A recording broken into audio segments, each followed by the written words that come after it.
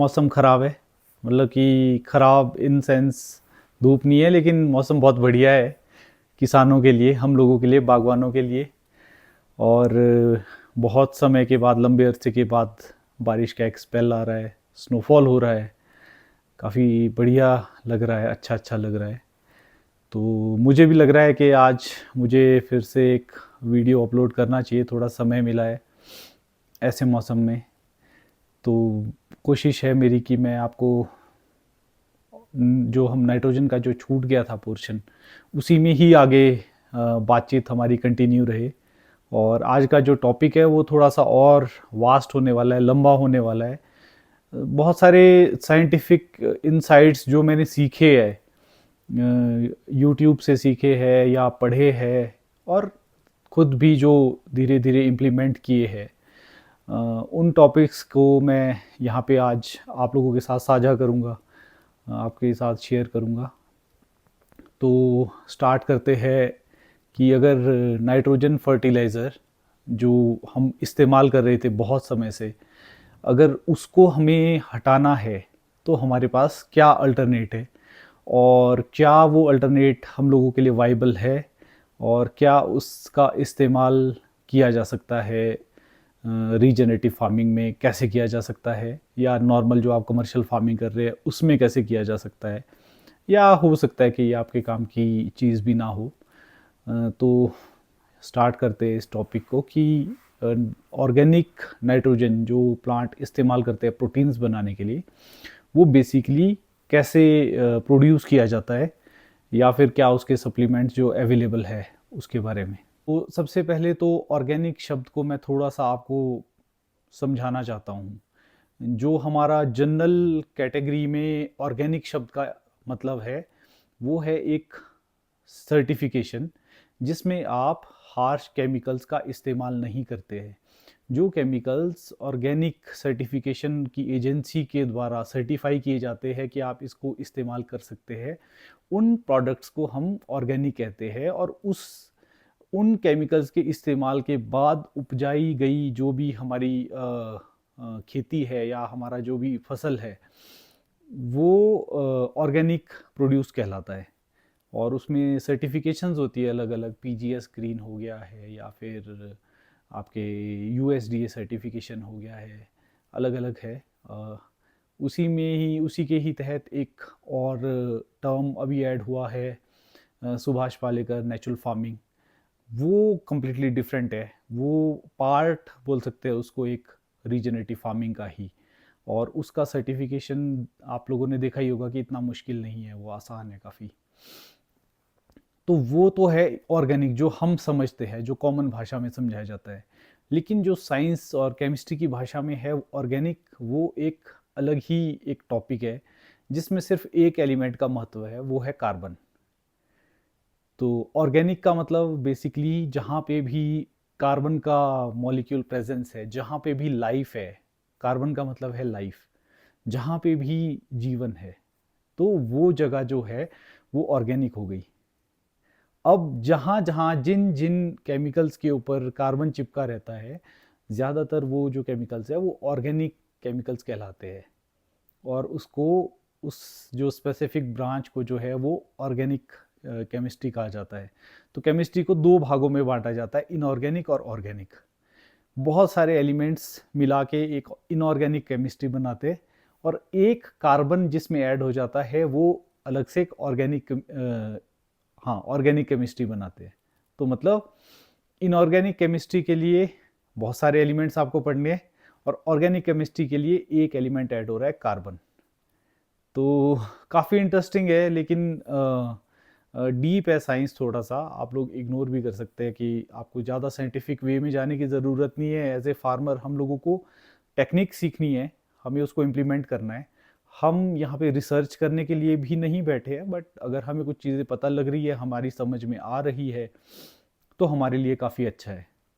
तो आज जिस टॉपिक पे मैं बात कर रहा हूँ ऑर्गेनिक नाइट्रोजन में स्पेसिफिकली, उसमें और जो इनऑर्गेनिक नाइट्रोजन है, उसमें पहला फ़र्क ये है कि उसमें कार्बन का मॉलिक्यूल ऐड हो जाता है। और जब वो कार्बन का मॉलिक्यूल ऐड हो जाता है नाइट्रोजन में, और जो सबसे पहली जो इकाई जिसके मैंने पिछले वीडियो में भी बात की थी, वो बनती है। और वो जो इकाई है वो है एमिनो एसिड, जिससे आगे बहुत सारे प्रोटीन्स बनते हैं, अलग अलग तरह के लिपिड्स बनते हैं, प्रोटीन्स बनते हैं। तो ऑर्गेनिक केमिस्ट्री थोड़ा सा समझना कॉम्प्लिकेटेड हो सकता है, तो उसमें ज़्यादा डिटेल में तो मैं नहीं जाने वाला हूँ। बट एमिनो एसिड शब्द आप लोगों ने इसलिए सुना होगा कि मार्केट में बहुत सारे प्रोडक्ट्स जो है एमिनो एसिड के अवेलेबल है। तो ये एक फर्स्ट प्रोडक्ट है। अगर आप यूरिया और नाइट्रेट का इस्तेमाल बंद करना चाहते हैं और आप सप्लीमेंट में नाइट्रोजन देना ही चाहते हैं, और देनी भी चाहिए इनिशियली, एकदम से आप शट डाउन करेंगे तो आपको समस्याएं आ सकती है। तो सबसे बेस्ट जो मार्केट में अवेलेबल सोर्स है वो है एमिनो एसिड्स। तो आप प्लांट्स को डायरेक्ट वो प्रोटीन दीजिए जो उसको चाहिए। आपको फालतू के इधर उधर के दाएं बाएं से घुमा के उसको नाइट्रोजन देने की ज़रूरत नहीं है, और मार्केट में अवेलेबल है।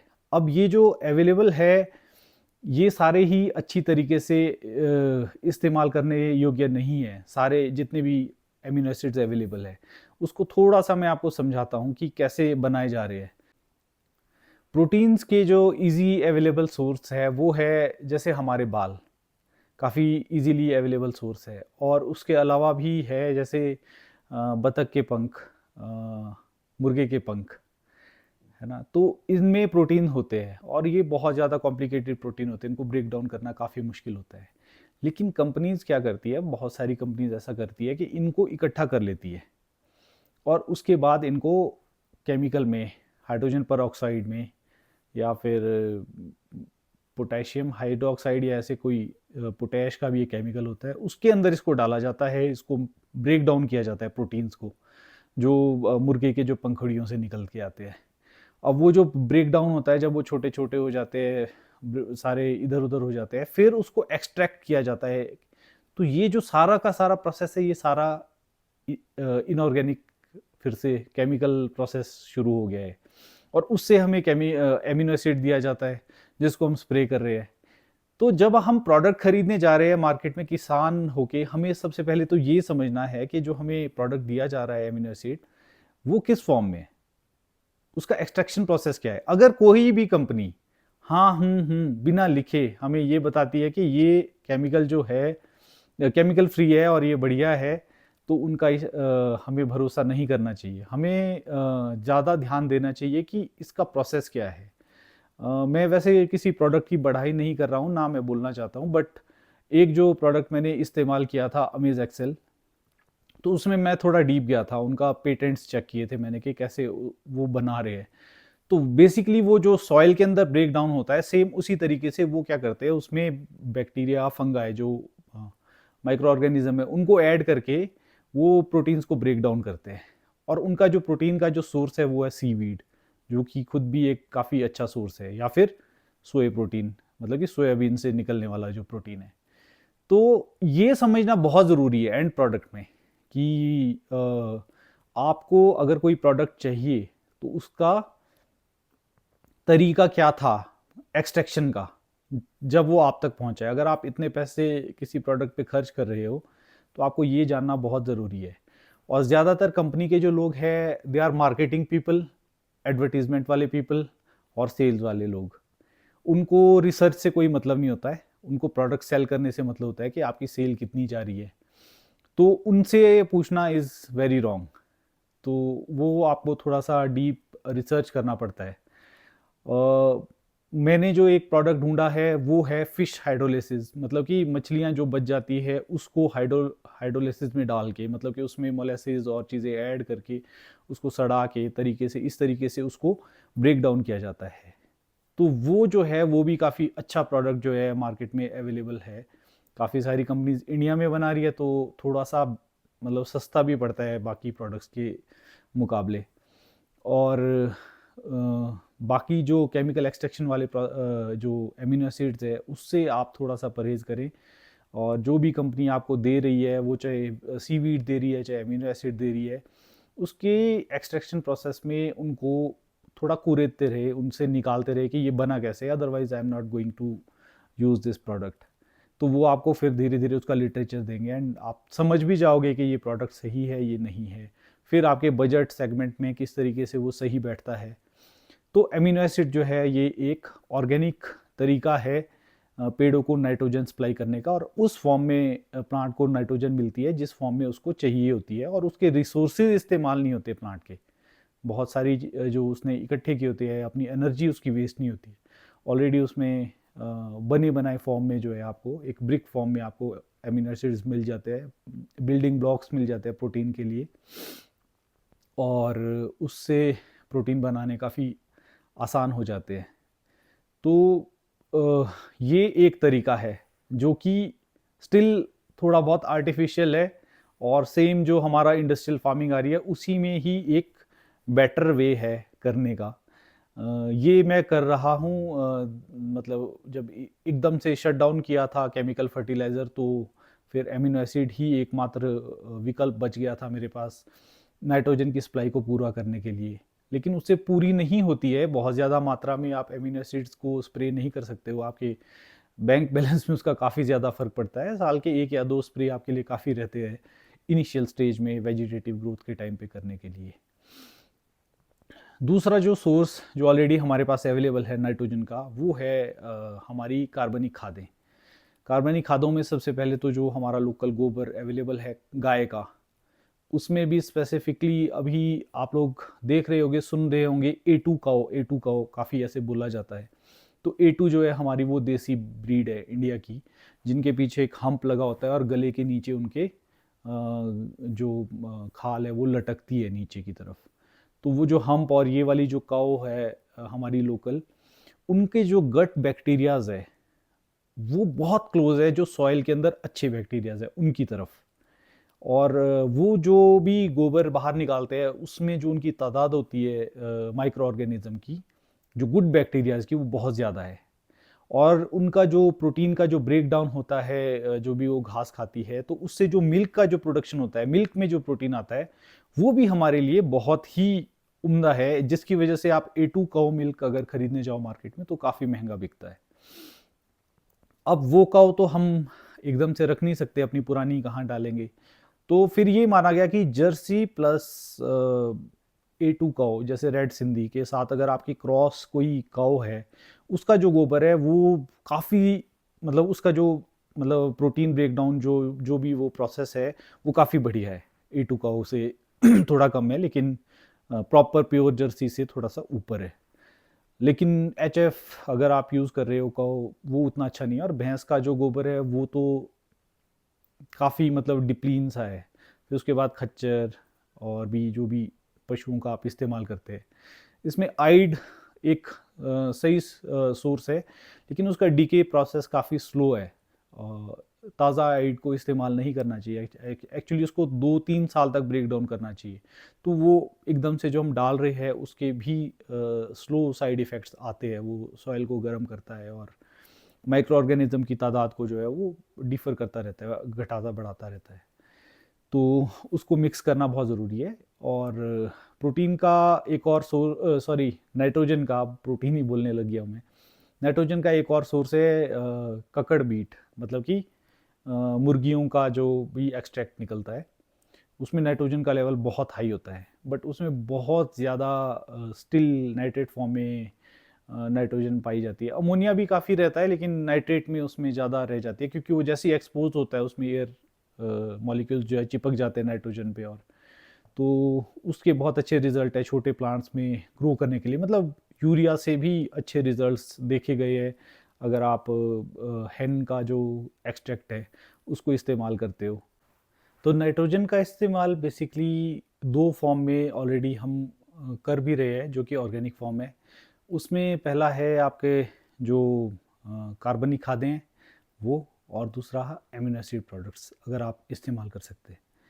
तो इन दोनों में समस्या क्या है कि हमारा पॉकेट का जो बजट है वो इस्तेमाल होता है, मतलब कि नाइट्रोजन फिर भी हमें देनी पड़ रही है किसी फॉर्म में जिसके नुकसान कम है।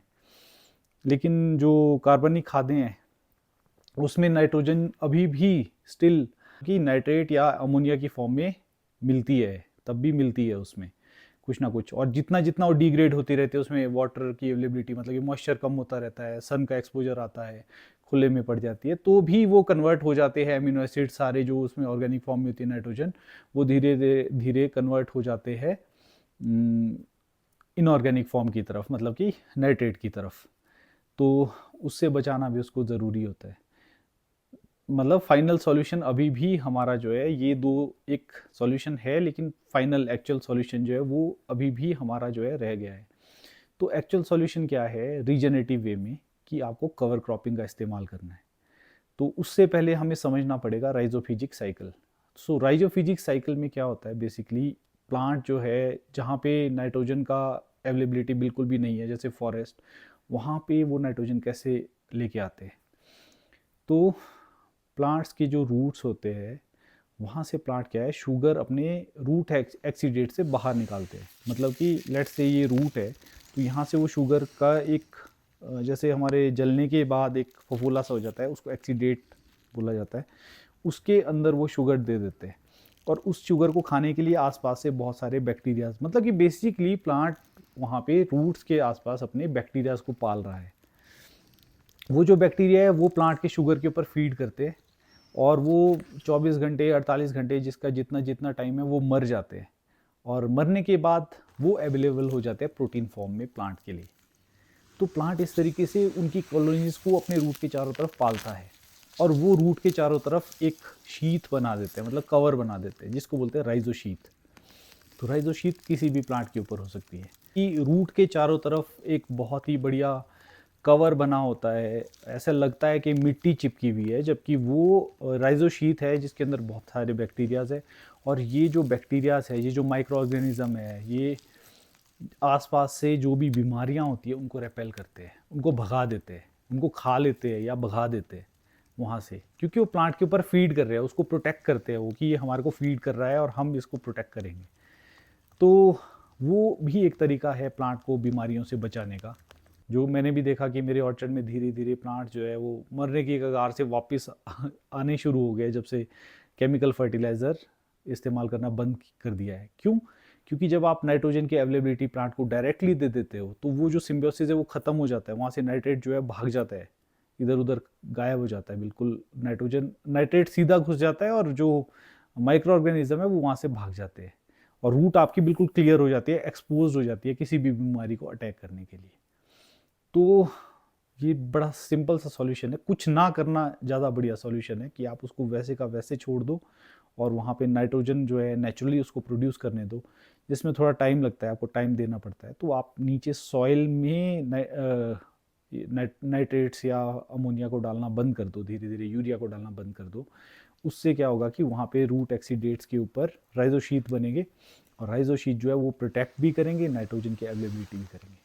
उसके बाद सेकंड सोर्स क्या है, आस पास में आपने जो कवर क्रॉप लगाई है, सेम उसके अंदर भी हो रहा होगा।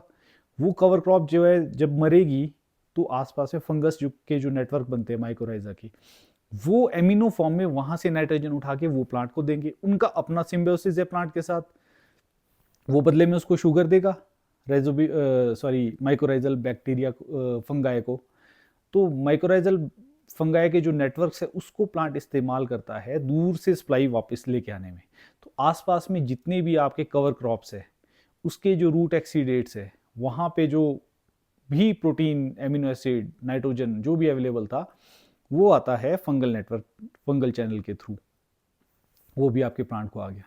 तो इसलिए कवर क्रॉपिंग बहुत ज़रूरी है, और स्पेसिफिक एक ही तरह की नहीं, कम से कम 3 से 4 स्पीशीज, जितनी ज़्यादा स्पीशीज आप कवर क्रॉप में उगाओगे, जैसे हमारे घास उगती है, घास एक तरह की नहीं होनी चाहिए, बहुत मल्टीपल स्पीशीज उगनी चाहिए। वो वीड नहीं है, वीड बोलना उसको काफ़ी गलत है, वो काफ़ी हेल्पफुल होती है, और वो जब उसमें सड़ती है, गलती है फंगस नेटवर्क के थ्रू, वो न्यूट्रिएंट बन के वापस वो भी आपकी जो मेन क्रॉप है, आपकी कैश क्रॉप है, उसकी तरफ आपको नाइट्रोजन लेके आती है, और भी न्यूट्रिएंट्स लेके आती है, लेकिन नाइट्रोजन लेके आती है। और इस तरीके से आपकी जो सप्लाई है वो नेचुरल तरीके से चलती रहती है, आपको कुछ करने की ज़रूरत नहीं, आपको उनको एक प्लेटफॉर्म देना है, एक मतलब एक जगह देनी है पनपने की सॉइल के अंदर। जितना ज़्यादा वो पनपेंगे उतना ज़्यादा आपको न्यूट्रिशन जो है वो मिलता रहेगा, और एयर का जो नाइट्रोजन है वो नीचे फिक्स होता रहेगा, कार्बन जो है वो नीचे फिक्स होता रहेगा, और साथ का साथ वो पेड़ को मिलता रहेगा। इससे उसकी पूरी जो है नीड धीरे धीरे पूरी वहीं से ही पूरी होनी शुरू हो जाएगी। लेकिन वो जो साइकिल है, वो जो सिस्टम है नीचे, वो डिस्टर्ब नहीं होना चाहिए। तो इसके लिए हमें खुदाई को बंद करना पड़ता है। वहाँ पे खुदाई ज़्यादा नहीं होनी चाहिए ताकि माइक्रोराइजा के नेटवर्क्स ना टूटे। उसको एक्सपोजर नहीं होना चाहिए सन का, एयर का, ताकि वो जो भी न्यूट्रिएंट्स है वो वहीं पे ही ब्रेक डाउन होके उसमें ऑक्सीजन चिपक के वो ऑक्सीडाइज ना हो जाए। वो रिडॉक्स में ही रहनी चाहिए, मतलब रिडक्शन में ही रहनी चाहिए, उसमें ऑक्सीजन नहीं चिपकना चाहिए, ताकि वो अवेलेबल फॉर्म में प्लांट को मिलते रहे। तो उसके लिए कवर क्रॉपिंग बहुत ज़रूरी है। लेकिन हम तो सितंबर से लेके मार्च तक तो जो है हमारे पूरे खेत जो है एक्सपोज्ड रहते हैं, उसको कवर करना बहुत ज़रूरी है। जो सन की जो पेनिट्रेशन हो रही है, सनलाइट है, उसको कन्वर्ट करके सॉइल में जाना चाहिए फोटोसिंथेसिस के थ्रू। वो नहीं होता है पूरे विंटर में। तो विंटर क्रॉप की कवर क्रॉपिंग जो है पहाड़ों में बहुत ज़रूरी है, जिसको हम इग्नोर कर रहे हैं बहुत टाइम से।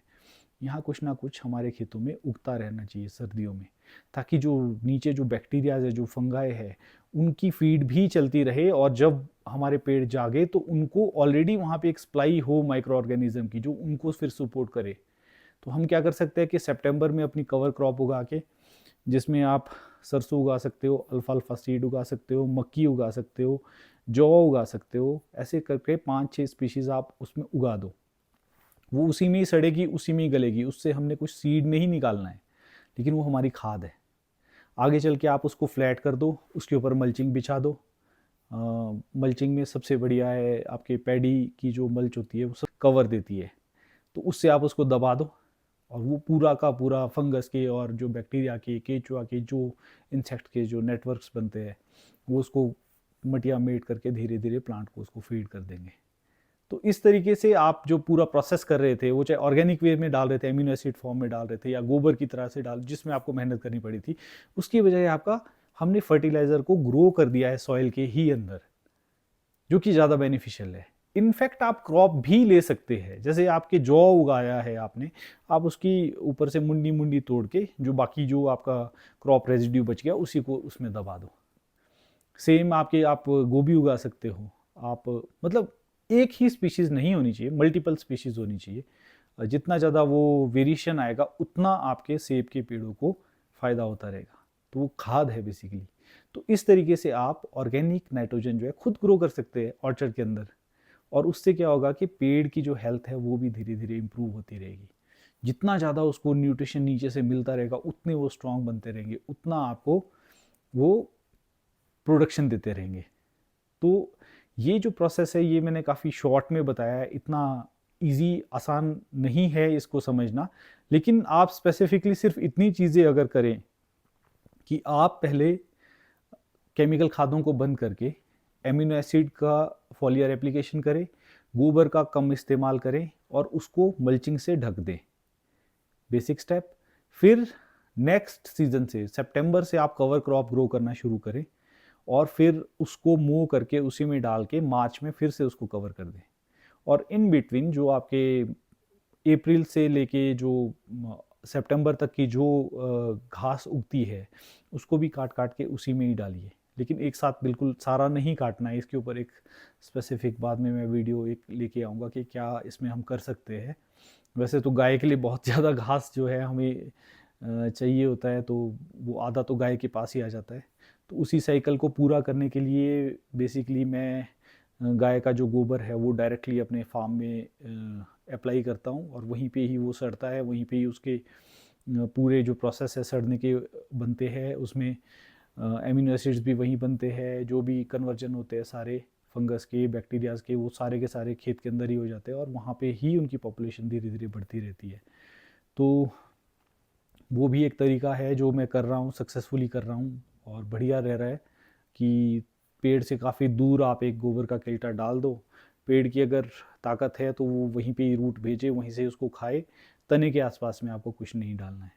तो अगर आप गाय पाल रहे हैं तो ये एक और वे हो सकता है। अगर आप गाय नहीं पाल रहे हैं तो और आसान है कि आप उसकी मूविंग बीच बीच में करते रहे, सिलेक्टिव मूविंग होती है इसमें। इसके ऊपर प्रॉपर एक वीडियो बनाऊंगा मैं जब हमारे को मूविंग की ज़रूरत पड़ेगी। और बाकी आप ऑर्गेनिक वे से नाइट्रोजन 100% इस्तेमाल कर सकते हैं जितनी प्लांट को ज़रूरत है। और एक मज़े की चीज़ कि ऑर्गेनिक नाइट्रोजन लैब टेस्ट में डिटेक्ट नहीं होती है। ज़्यादातर लैब टेस्ट नाइट्रेट या फिर अमोनिया ढूंढते हैं, और अगर आपकी सॉइल टेस्ट करने के बाद आपको नाइट्रोजन कम बताई जा रही है, लेकिन आपकी जो ग्रोथ है, जो नाइट्रोजन की जो एफिशिएंसी आपको ऑर्चर्ड में नॉर्मल ही दिख रही है, आप नाइट्रेट का या अमोनिया का इस्तेमाल ना करें। इसका मतलब है कि आपके जो प्लांट है वो ऑर्गेनिक नाइट्रोजन के ऊपर है, और उसके लिए सिर्फ आपको मल्चिंग और मॉइस्चर की ज़रूरत होती है। बाकी जो माइक्रो ऑर्गेनिज्म है वो खुद सप्लाई दे देते हैं।